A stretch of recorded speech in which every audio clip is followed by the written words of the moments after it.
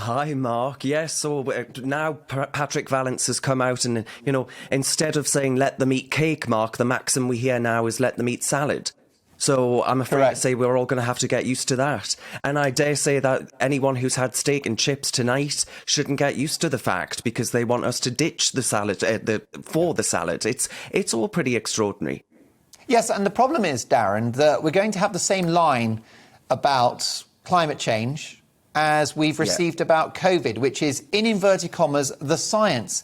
But the science is not settled on whether eating nut burgers is going to save the planet. Yeah, well, quite. Whilst China is burning through coal at a rate of knots, yeah, it's just an extraordinary idea that if I give up my steak and chips, right, that it's going to combat the global CO2 emissions to any real meaningful extent. I mean, what gets me, Mark, is that on everyone from Harry and Meghan, you've got Joanna Lumley comments this week, even Prince Charles waxing lyrical on this stuff. You've got a well-off elite who enjoy, I think it's fair to say, a life that most of us can only dream of obtaining, who reckon they can now lecture us on what we should eat and, frankly, if we dare enjoy a holiday and all of these other things. And I find it patronising would be putting it mildly, actually.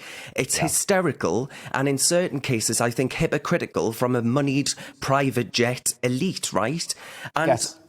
With Sir Patrick Vallance, as you say rightly, so much has already been done as far as curtailing our freedoms and liberties in the name of following the science.